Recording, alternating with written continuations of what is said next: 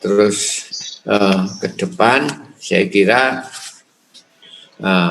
dreams ini kaitan dengan rekayasa ini, gambar ini adalah representasi dari impian orang ke depan, ya.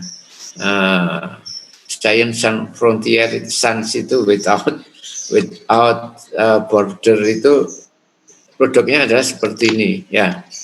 Ini kan yang digambarkan peneliti ini ada punya sumber-sumber genetik untuk berbagai spesies, kemudian dia menginginkan sesuatu, sapi, yang kita tahu sapi itu adalah ternak yang monotokus, menghasilkan anak satu, kembalinya dan sebagainya, diintroduksi gen babi sehingga menjadi sangat politokus. Sangat politokus ukurannya kan ada tambahan-tambahan ambing ini sebagai cerminan bahwa nanti liter size-nya akan banyak seperti itu.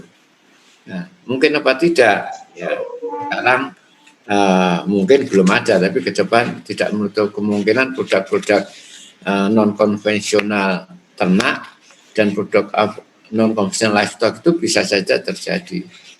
Nah, ini yang perlu kita kaji, ya, tentang kalau seperti ini, ya, batas kajian yang disebut sebagai mata kuliah ilmu dan kajian sistem produksi itu sangat kompleks sekali, ya, apalagi ke depan kalau sistem produksi itu dikembangkan dengan kaitannya dengan sistem produksi yang tadi modern taruhlah, nanti kan akan sangat kompleks sekali, ya.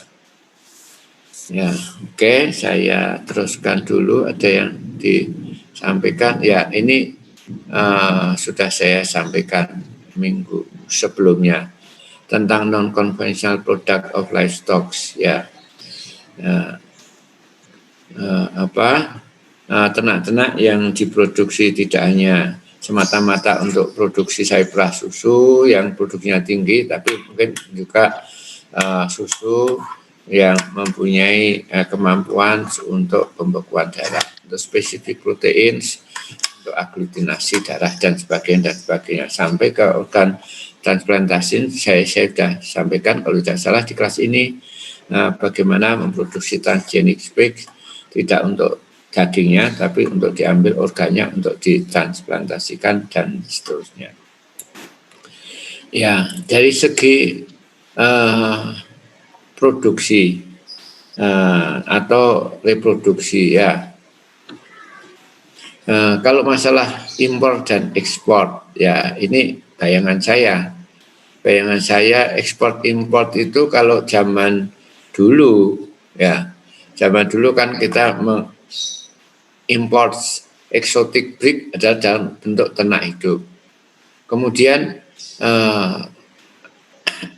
yang sekarang ini kan sudah tidak memungkinkan lagi, sudah tidak efisien lagi, ya, diimpor dalam bentuk sperma. Atau saya pernah dengar juga di Jakarta pernah mengimpor oocyte, ya, untuk keperluan riset dari luar negeri, dari RPH dan sebagainya. Nanti ke depan perdagangan itu adalah perdagangan di aspek produksi itu bisa sel gamit ini dalam bentuk sel sperma oosit, bisa juga embrio atau sel somatis. Apalagi 3 jenis sel ini kan sudah bisa dibekukan, sudah bisa disimpan, diperdagangkan dengan pada tingkat sel ini akan lebih memudahkan sepanjang teknologi yang terkait dengan misalnya produksi embrio in vitro dan sebagainya, atau produksi embrio transgenik, itu sudah bisa dilakukan. Ya, oke, itu yang terkait dengan sistem produksi ke depan. Kaitannya kita perlu memikirkan bagaimana nanti sistem produksi terkait dengan produk-produk non-konvensional product of livestock. Tentu saja pemahaman atau analisisnya tidak lagi menggunakan analisis konvensional yang mungkin ada sekarang ini. Ini saya lewati aja, mohon maaf, ini tidak untuk di sini, ya. Nah, Ini untuk pengetahuan aja. Mungkin bagi Bapak Ibu yang bukan diproduksi atau sangat asing dari sini. Tapi kalau menurut saya inilah salah satu dunia peternakan kita ke depan. Ini untuk menggambarkan, ini kan in vitro dan in vivo teknologi untuk menghasilkan produk-produk animal cell culture, baik dalam bentuk ternak atau yang sekarang ini dalam bentuk produk hasil ternak tapi melalui cell culture. Kita lihat di sinilah dengan teknologi animal cell culture itu kita bisa bermain melakukan rekayasa baik pada level awal di sel, kalau ini istilahnya sel primernya atau nanti sel donornya, atau mungkin juga di sel oosit yang direkayasa atau embrio dimasukkan atau diinjeksi DNA atau mungkin gen-gen tertentu untuk menghasilkan ternak-ternak tertentu dengan kemampuan tertentu pula. Ya, itu kan tidak mungkin dilakukan dengan misalnya melakukan rekayasa ternak.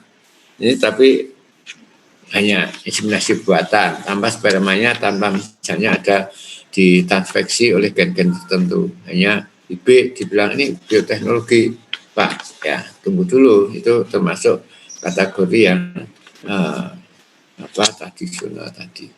Oke, moga-moga ya. Ini saya ulang lagi, tapi pada bagian ini, bagi yang sudah pernah kuliah dengan saya, mohon didengarkan saja. Tapi saya ingin memberikan suatu ilustrasi betapa rekayasa itu sudah demikian jauh. Ya, ini kan sudah di depan pintu kita, ya. Itu di depan kita. Bagaimana produknya ini kan rekayasanya kan dilakukan di sini untuk memproduksi miniatur pigs transgenik ini yang nantinya organ-organnya itu akan ditransplantasi ke human, ke manusia. Tapi ada satu hal yang luar biasa sekali adalah bahwa pigs babi ini sudah bergen manusia.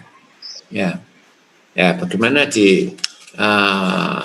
terangkan. Kita tidak bicara tentang pro dan kontra, tapi bicara dengan fakta yang sekarang sudah dilakukan orang pada level bisa ternak babi-babi ini bergen manusia karena punya kepentingan bahwa nanti kalau organnya ditransplantasi tidak direject oleh tubuh manusia, dianggap sebagai benda asing, kemudian transplantasi organnya gagal dan sebagainya. Ya, jadi di tahapan yang di dalam kotak inilah yang rekayasa yang nanti benar-benar akan merubah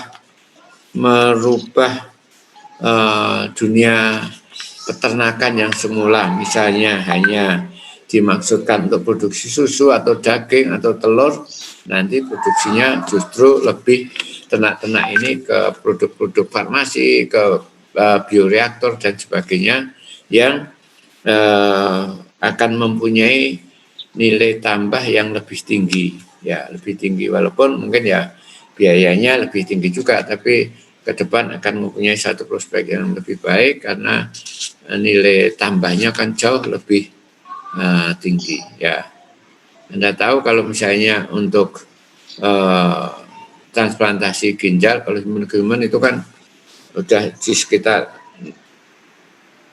60 sampai 70 juta. IVM, bayi tabung sudah di sekitar 150 juta dan sebagainya.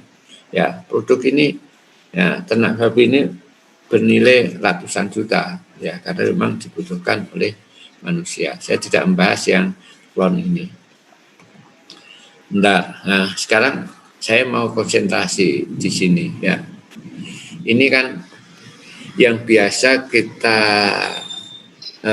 temukan kaitannya dari aspek apa yang bisa kita peroleh keuntungan dan kerugian kaitannya dengan tujuan-tujuan produksi tertentu.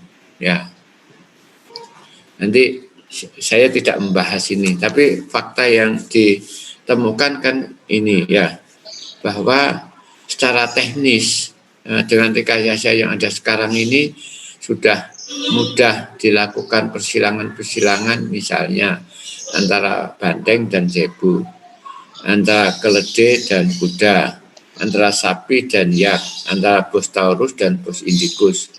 Kemudian antara ini yang paling populer TikTok, ya TikTok itu itik dan intok, bukan TikTok itu.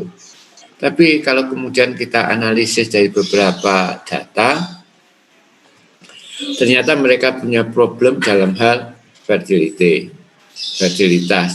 ya, baik jantan maupun betina dari hasil keturunan.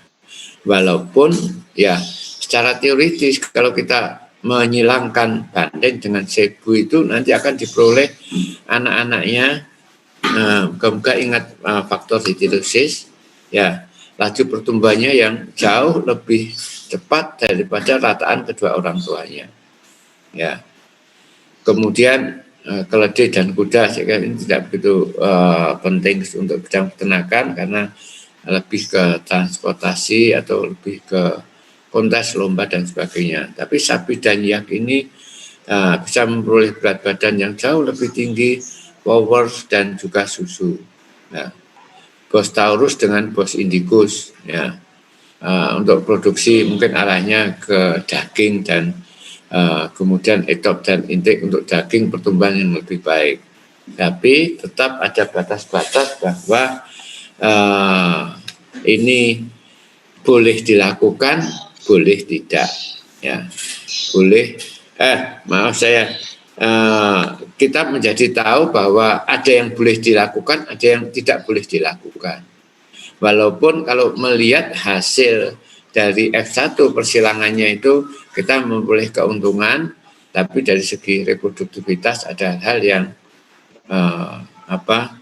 menjadi masalah. Ya, ada yang bisa menerangkan, bisa ingat dulu di pelajaran genetika atau pemuliaan kenapa intik, endok dan itik ini tidak boleh disilangkan, ya, meskipun pertumbuhannya lebih cepat akan menghasilkan efek terosis yang tinggi. Ada yang bisa memberikan atau ingat apa yang pernah disampaikan dulu oleh dosennya pada saat Bapak Ibu ini masih muda dulu, masih mahasiswa. Kenapa? Ya. Atau kalau apa yang akan terjadi kalau bos taurus disilangkan dengan bos indicus? Kalau dari aspek produksi dan juga reproduksi. Ini yang nomor 4 atau nomor 5 ini, ya. Nanti akan kita jadikan bahan diskusi kalau masih ada waktu. Saya teruskan dulu sebentar. Masih ada tidak? Ini oke. Artinya begini, ya. Sebagai tambahan pengetahuan untuk kita bersama juga dengan DNA teknologi kaitannya dengan rekombinan, ya. Pengertian rekombinan adalah yang paling mudah adalah menghasilkan sesuatu yang berbeda dengan tetuanya. Tapi di dunia molekuler ini, di bidang peternakan, apa sih yang bisa kita manfaatkan? Dan nanti itu sangat terkait dengan sistem produksi ternak yang saya merah ini, ya. Dengan molekuler kita bisa melakukan analisis animal relatedness, ya. Jadi yang selama ini kita melakukan analisis misalnya silsilah berdasarkan pedigree, kemudian catatan dan sebagainya, tidak ada, kita bisa melakukan pada level molekuler dengan analisis DNA dan sebagainya, kayak sequence, kemudian ada query-nya, kemudian ada analisis kemiripannya, jarak genetiknya dan sebagainya. Ya. Kemudian food identification, saya kira kasus daging babi dan sebagainya bisa dibuktikan itu. Disease causing organisms bisa dilakukan juga melalui DNA, kemudian animal genetics untuk early selection. Paternity juga bisa dilakukan di bidang peternakan selain di humans untuk mengetahui silsilah atau asal usul berdasarkan pada DNA. Ya, saya kira tidak sudah habis ya. Ini oke, saya kira saya tidak menyampaikan ini hanya satu ringkasan aja ke depan apa yang bisa kita lakukan dengan produk-produk hasil manipulasi atau rekayasa genetika kaitannya dengan konservasi maupun implementasi dari bioteknologi untuk bidang-bidang misalnya research untuk mengetahui genome reprogramming, stem cell, transgenic animal, cloning animal dan sebagainya yang sangat terkait dengan itu. Oke, baiklah, saya kira itu yang bisa saya sampaikan ya. Mungkin tidak terlalu fokus, tapi apa yang saya sampaikan itu untuk memberikan suatu wawasan baru lah, bahwa yang kita maksud ke depan sebagai kajian sistem produksi itu ya nanti arahnya adalah kita akan mengkaji bagaimana sistem produksi kaitannya dengan perkembangan ilmu pengetahuan dan perkembangan teknologi pendukung yang tujuannya adalah agar efisiensi produksi peternakan dan sebagainya akan lebih bisa dipahami. Ya. Dulu orang itu pada saat belum berkembang embryo transfer kan tidak bisa menganalisis ini misalnya tentang keunggulan ekonomis dengan implementasi embryo transfer misalnya. Apalagi nanti analisisnya di biotek yang lebih advance, rekayasa genetika dan sebagainya. Terus bagaimana perkembangan ilmu itu baik di level lokal, dunia maupun khususnya di Indonesia. Oke, saya buka sekarang kesempatan untuk diskusi sampai kira-kira ya sekuatnya lah. Sekuatnya kalau misalnya ada yang mau disampaikan. Saya akan sangat senang juga mungkin Bu Asri sudah mendalami juga tentang bioteknologi di bidang nutrisi yang muda-muda ini.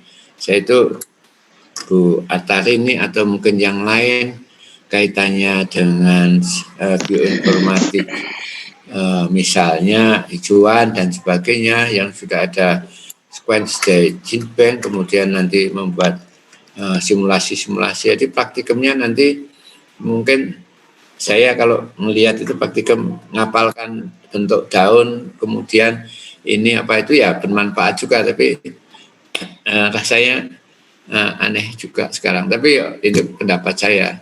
Tapi tidak melihat misalnya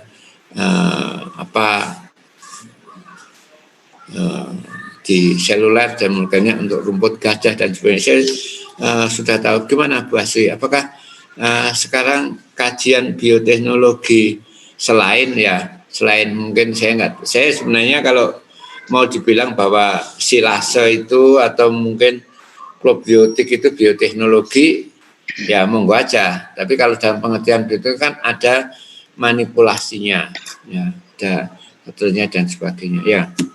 Monggo silahkan kalau ada yang mau ditanyakan, ya bebas saja. Nanti saya juga belum tentu bisa jawab.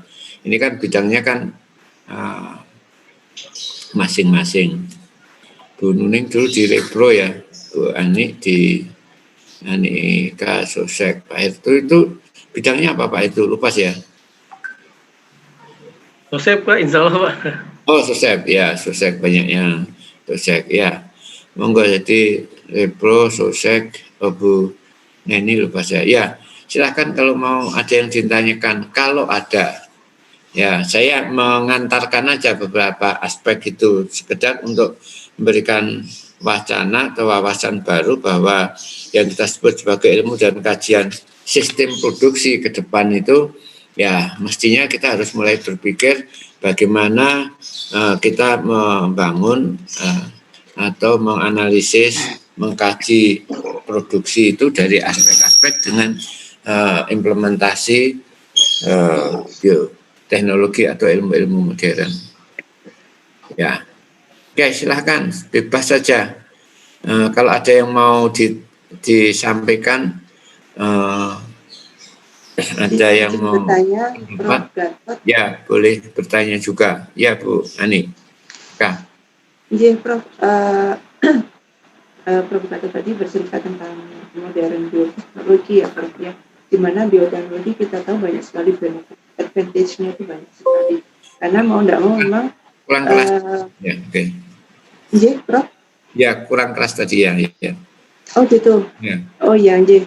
Ya, sekarang sudah. Oh, iya, Prof. Ya, bioteknologi itu kan memang debatable gitu, Prof. Artinya memang masih menuai pro kontra, walaupun memang kita tahu benefit dan advantage-nya banyak sekali. Artinya kita tidak bisa mengesampingkan di mana food dan feed itu semakin compete gitu, semakin berkompetisi. Ya, karena salah satunya lahan, sehingga salah satunya solusinya adalah menawarkan dengan IT, dengan bioteknologi itu.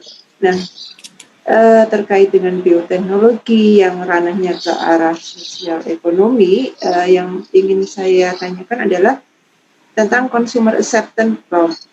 Nah, itu kan masih menuai perdebatan, terutama kalau di negara-negara berkembang kan memang masih banyak yang dalam tataran riset, Prof. Artinya belum banyak produk itu yang berkembang sampai ke pasar, ke market. Kalau di Asia mungkin sudah ada beberapa. Seperti yang dulu saya sempat ingin melihat tentang CLA, conjugated linoleic acid yang ada di produk-produk di susu atau di apa itu ya. Itu yang waktu di Thailand itu masih belum ada karena masih dalam tataran riset. Dan banyak juga yang sudah diaplikasikan di kosmetik ya, Prof, atau di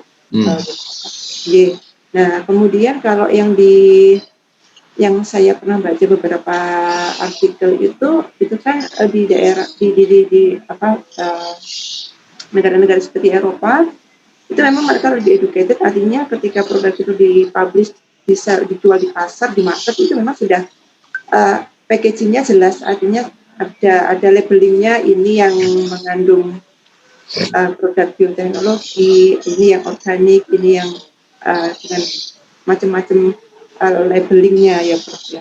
Nah, terkait dengan consumer acceptance kembali ke sana karena menuai perdebatan yang terkait human health-nya. Itu just penting ya, Prof. Ya. Ini Bu Eka.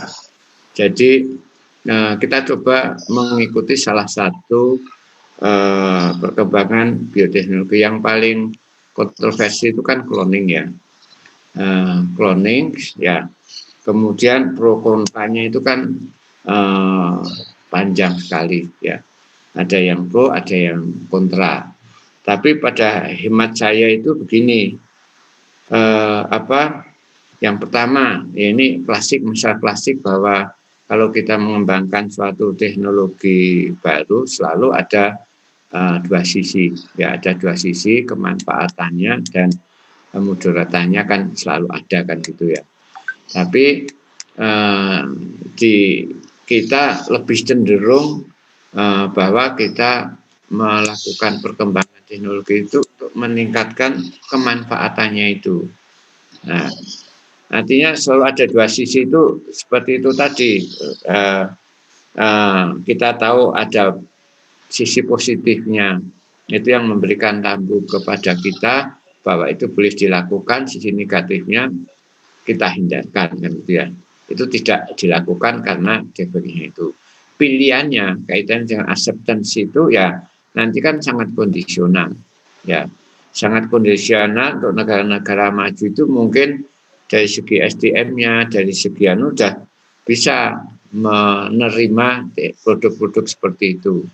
Tapi di negara-negara yang masih belum maju, ya jangankan produknya, ya teknologinya juga belum menguasai, belum siap. Ini kan memang kan high cost juga kan itu ya.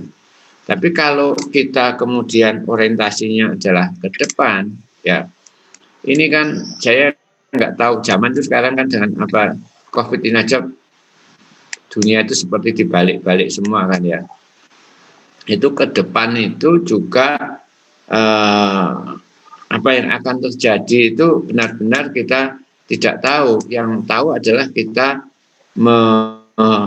menyiapkan masa depan. Artinya begini, kalau misalnya saya tadi sampaikan bahwa perdagangan ke depan itu bukan perdagangan ternak daging, ini perdagangan sel.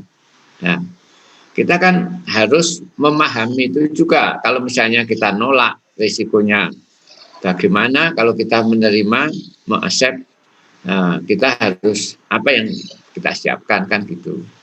Ya, jadi sangat luas sekali saya kira bidang kajian untuk acceptance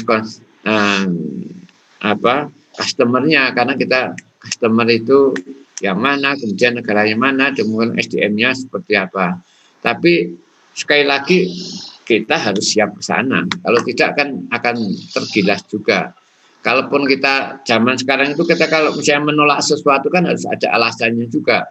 Saya tidak menolak, tidak menerima biotech cloning. Berarti kan ada alasan, tidak semata-mata. Pokoknya saya menolak, itu kan tidak bisa. Nah, perlunya research itu dilakukan di sana.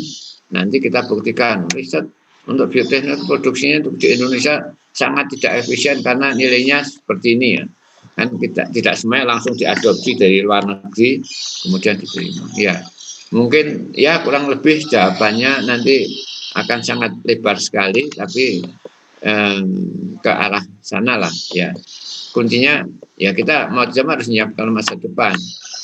Kan sudah saya pernah ceritakan di kelas ini, saya mencari videonya belum ada yang bioreaktor pabrik, yang cell culture yang di USA yang mau launch 2020 ini produk-produk daging ribu-ribu tanker dari cell culture.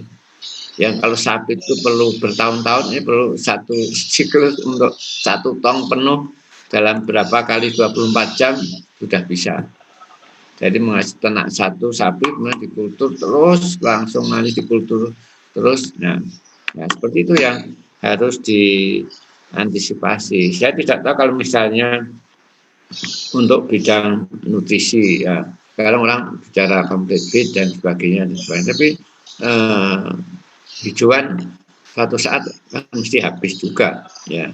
Nanti lama-lama kan harus dipikirkan green atau apa, atau mungkin pellet dari kertas, atau mungkin dari sampah misalnya. Ini kan itu yang nanti masa acceptance dan sebagainya nanti kan ada prosesnya sendiri. Ya, oke. Itu mohon Mas kalau berkembang kemana-mana, tapi ya itulah sistem produksi ke depan yang harus kita hadapi ya. Dulu ya, monggo yang lain kalau ada yang mau berpendapat bisa setuju, bisa tidak juga terhadap apa yang saya sampaikan tadi sebagai pengantar. Karena yang beberapa negara maju juga mereka banyak yang menolak Prof terkait produk-produk bioteknologi dan lebih memilih kembali ke organik produk atau produk. Sehingga isu-isu itu yang memang karena belum banyak juga riset tentang apa impact-nya atau dampak jangka panjangnya terhadap kesehatan manusia untuk konsum jangka panjangnya, sehingga itu yang memicu perdebatan antara diterima atau di reject gitu. Tapi pastinya memang kita tidak bisa menghindar dari tidak mengikuti teknologi. Yeah. Kalau bisa mengaitkan ini dengan topik kajian tentang sistem produksi, monggo aja. Saya pada saat awal sekolah S2 dulu itu terpana-pana juga karena mengikuti ada jurnal yang sudah menganalisis tentang ekonomi dari implementasi tentang misalnya embrio transfer, rekayasa genetika dan sebagainya. Saya kok menunggu di Indonesia itu, saya itu kan tahun 2001 ada di jurnal dari lembaga riset yang ada di France itu, jurnal khusus sekali yang menganalisis dampak ekonomi dari bioteknologi embrio transfer di kelompok peternak dan sebagainya dengan model-model ekonominya. Saya baru mulai paham lagi setelah saya sedikit di PDILO ada model-model ekonomi yang menganalisis ini dan sebagainya. Saya ingat lagi kalau itu sudah dilakukan pada tahun 90-91 itu ada beberapa peneliti sangat terkenal di tingkat dunia itu menganalisis dampak-dampak itu di peternak, dampak implementasi IB, kemudian nilai ekonominya, terus kerugian dan kelebihannya dari sini, tapi sudah benar-benar analisis menggunakan model-model itu. Saya yang nggak paham. Ini maksudnya saya kaitkan dengan Bu Eka, analisisnya harus ke sana juga ke depan nanti jadi ahli di bidang analisis ekonomi tapi terkait dengan dampak bioteknologi ke depan kan, itu kan yang lebih baik daripada misalnya ya boleh juga sih yang kembali ke tradisional untuk melestarikan dan sebagainya. Kita kalau tidak ada kita sudahi sampai jam 4.30 aja lah ya, sudah sama-sama lelahnya.